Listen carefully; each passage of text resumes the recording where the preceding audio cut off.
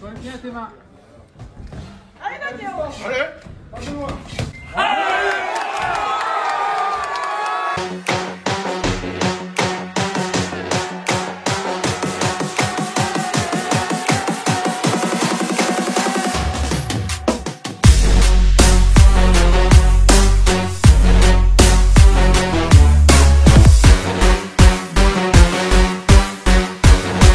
Salut à tous, aujourd'hui pour cette nouvelle vidéo, on se retrouve dans un endroit un peu particulier parce qu'on a un invité un peu particulier. Je vous montre ça tout de suite.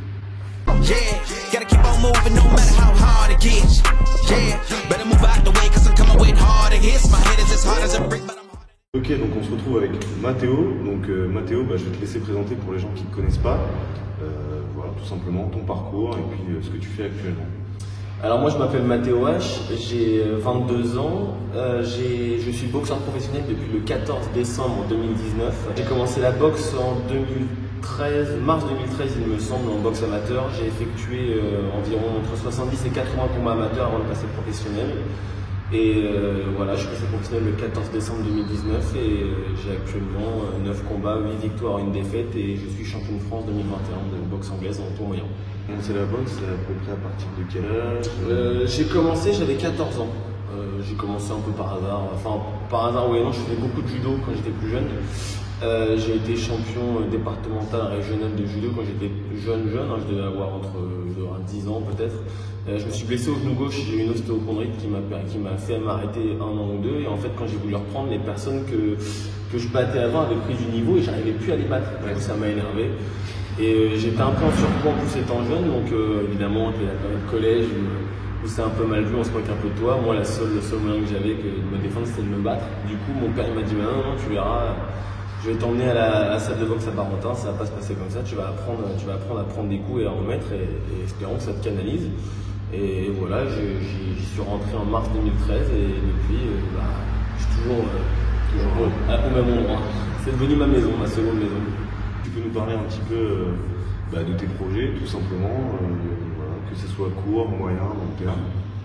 À long terme, on espère, je pense que comme tout grand sportif, entre guillemets, qui se respecte et qui se donne les moyens, j'aimerais acquérir un titre mondial avant la fin de ma carrière. Après, c'est pas une fin en soi. Cette année, j'aimerais bien devenir champion d'Europe ou de l'Union Européenne, idéalement champion d'Europe, idéalement les deux, même dans le meilleur des cas, mais un des deux serait génial. Je suis actuellement 90e mondial, je suis 8e européen, 8e de l'Union Européenne. Donc normalement, je pense ça devrait pouvoir matcher en faisant les combats nécessaires cette année. Le 9 avril à Barentin, donc c'est pas dans cette salle-là, dans la salle du bas ici même. Normalement, j'effectuerai mon retour sur le ring pour 2022. Grosse exclue, ça fait plaisir. En tout cas, on espère vraiment que ça sera un super combat. En tout cas, je serai présent. Je ferai en sorte de vous filmer ça avec une qualité vraiment optimale. Est-ce que tu peux nous parler aussi un petit peu tout simplement de ta journée en général, qu'est-ce que tu fais tous les jours dans ta vie de boxeur pro? De mes journées en bas, du moins, je me réveille aux alentours de 6h, 6h30. Je pars pour un petit footing de réveil musculaire d'environ une demi-heure, 3/4 d'heure, grand maximum. Ça dépend du rythme que je mets. Et comme des fois, j'aime bien changer le tour que je fais, parce que sinon c'est redondant de le faire tous les jours. Donc je reviens chez moi, il doit être 7h45, environ 8h moins le quart, ou 8h. Ensuite, je fais mon sac, je viens ici de 8h30 jusqu'à 10h15, environ 10h15, 10h30. Ensuite, je rentre chez moi. Si j'ai le temps, ça dépend de mes journées, de mes plannings, mais des fois, j'essaie de faire une petite sieste. Autrement, de 12h30 à 13h30, je pars à Maroc, au GGN, avec Mathieu Lemaire, qui est mon préparateur physique, pour justement faire de la préparation physique. Après je rentre, je mange, là je dors vraiment, 20 minutes, une demi-heure environ, une petite sieste réparatrice. Après de 16h30 à 17h30 j'ai de la musculation avec Franck Kimono juste au-dessus à une équipe forme. Et ensuite de 17h30 à 19h30, 20h je reviens ici pour repratiquer mon sport initial qui est la boxe anglaise. Ça fait quand même des grosses journées en général, surtout que récemment j'ai vu que tu t'es lancé aussi sur Twitch le soir, les heures perdues. Ça montre aussi que derrière, voilà, Mathéo, donc comme tu l'as dit, c'est depuis 2019 que tu es pro. Ça montre voilà, aussi que derrière il y a du travail. Entre guillemets, tu n'as quasiment pas de jour off.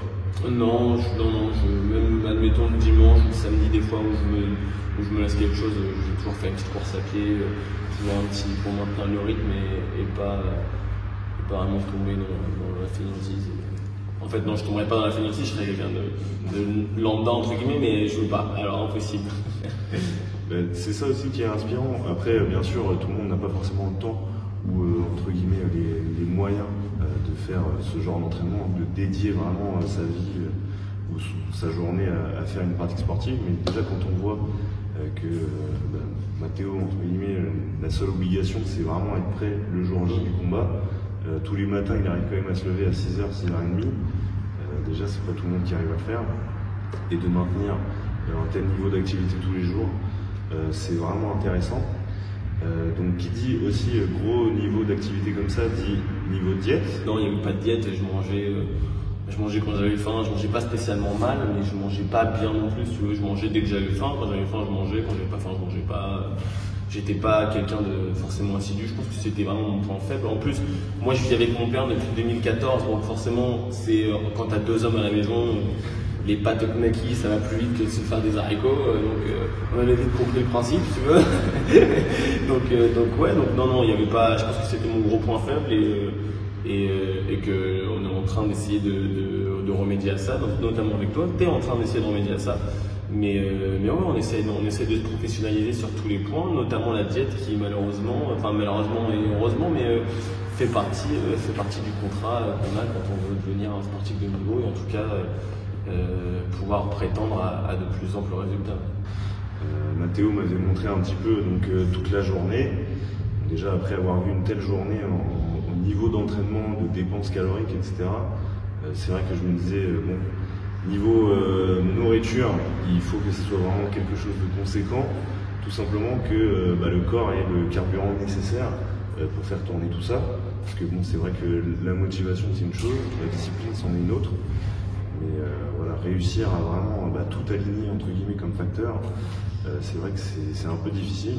Donc voilà, on a commencé à travailler ensemble. Pour moi, c'est vraiment un plaisir et puis c'est aussi une belle expérience pour le coup parce que c'est la première fois que j'encadre un boxeur pro. Donc c'est vraiment un plaisir et puis on verra tout simplement l'évolution que Matteo arrivera à avoir. Pour toi, qu'est-ce qui a été vraiment le plus dur? C'était devenir pro ou vraiment à l'heure actuelle te dire d'aller chercher des grosses ceintures comme européennes?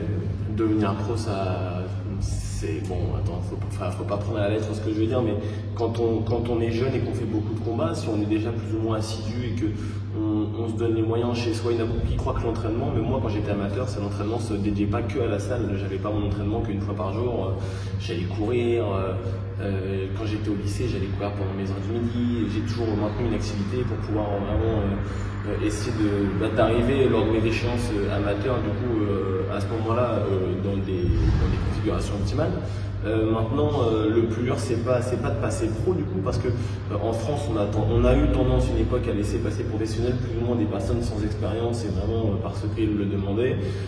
Or, c'est ce qui fait que la boxe a du mal à se professionnaliser et que du coup, beaucoup de personnes ont du mal à en vivre, y compris moi, parce que en faisant passer pro entre guillemets n'importe qui, on ne peut pas se permettre d'obtenir des bourses ou de demander un salaire, etc. Parce que dans ce cas-là, tout le monde le ferait et puis ça deviendrait n'importe quoi.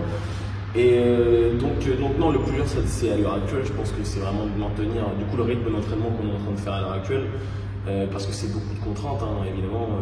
Vous doutez bien que je ne bois pas, je ne fume pas, mais jamais, ça fait des années que j'ai pas bu d'alcool et j'ai jamais fumé une cigarette, donc voilà. Après, j'en ai pas forcément l'envie non plus. C'est pas quelque chose que quand je suis en soirée, je me dis il faut que je fume ou j'aimerais bien. Pas du tout. Déjà, je suis pas en soirée. Premièrement, ça va couper le corps tout de suite. Maintenant, c'est vraiment de maintenir ce rythme-là et d'apprendre à se faire mal.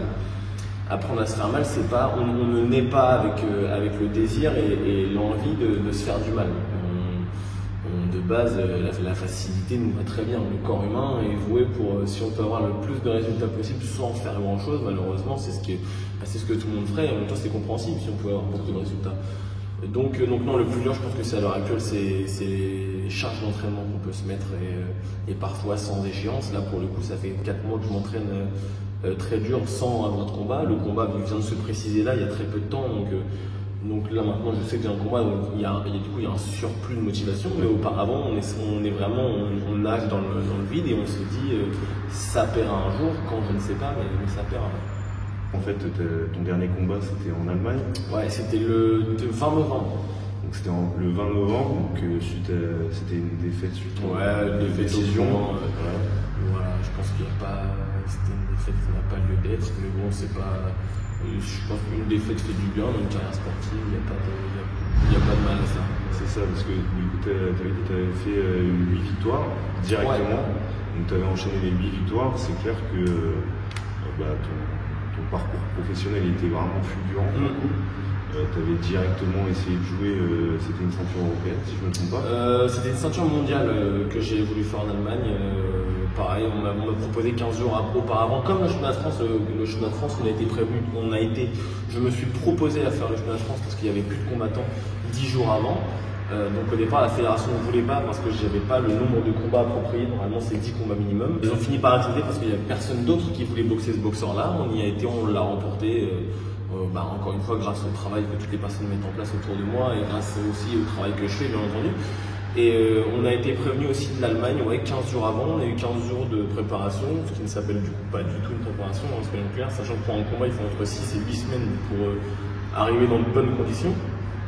On y a été. Malheureusement, ça s'est pas passé comme on le désirait. On était chez l'adversaire. C'était une grande famille allemande qui était très respectée. Donc voilà, ça s'est pas passé comme on aurait aimé que ça se passe. Après, je sais que normalement j'ai gagné, il n'y a pas de souci avec ça. Du coup, c'est pas tant un problème pour moi. C'est pas une défaite qui m'entache ma carrière. Au contraire, ça fait que vouloir rebondir et du coup prouver qu'on ne veut plus faire ces fautes-là à l'avenir. Je pense aussi que d'un côté, ça a été peut-être, entre guillemets, vraiment une bonne chose cette défaite. Parce qu'au moins derrière, ça t'a vraiment peut-être encore plus motivé à aller chercher. Et puis, ça a été une bonne chose parce que c'était une vraie guerre, c'était un gros combat. J'ai gagné, il a gagné sur le papier parce qu'en plus j'ai mis un genou à terre au 8e round, donc ça arrange pas les choses. Mais normalement le genou à terre n'en vient rien, même avec le genou à terre. Mais du coup il a été mis gagnant et du coup, mais c'était vraiment un beau combat, c'était un très très beau combat. Il y a eu une intensité incroyable sur le 10 rounds. Où chaque round, chaque fin de round, on se disait que c'était un combat incroyable parce qu'on le savait qu'on était en train de faire quelque chose de grand. Et voilà, après elle est arrivée au bon moment parce que ça m'a permis de me remettre en question sur bien des choses. Dans la boxe, pas dans ma vie, il me dit pas très bien, mais dans la boxe, bien des choses, bien des techniques. Et du coup, on a pu vraiment essayer d'évoluer sur des choses bien plus larges et pour encore une fois arriver le 9 avril prochain à Barentin. Dans des meilleures conditions et je pense avec un nouveau Matteo. Prochaine vidéo en tout cas qu'on fera avec Matteo, je pense une sorte d'initiation à la boxe. Bon, on ira quand même doucement parce que Matteo, sur un de ses derniers combats qu'il y avait eu au Novik Stadium, le mec était tombé direct. Soigne bien tes mains. Allez, Daniel. Allez, passez-moi.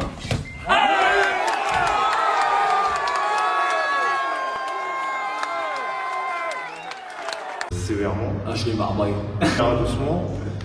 Bon, après, éventuellement, on fera un peu de corps à corps. Sur ça, je pourrais me défendre, peut-être. Oui, je pense. Ça sera plutôt entraînement musculation, entre guillemets, donc mon domaine. Où là, on verra un petit peu ce que Matteo pourra. Moi, je suis chaud. Moi, je veux bien tout faire. Nickel. On arrive à la fin de cette vidéo. En tout cas, j'espère que ça vous a plu. N'hésitez pas en tout cas à liker, partager et commenter cette vidéo. N'hésitez pas à aller sur les réseaux de Matteo. Tout simplement pour aller lui donner de la force. Soyez là aussi le 9 avril à Barentin. Il faut. Pour l'encourager pour son combat et aller derrière lui parce que c'est quelqu'un qui vient de chez nous tout simplement. Donc il faut le supporter. Très bien. Et en tout cas, merci encore et on se dit à bientôt pour une prochaine vidéo.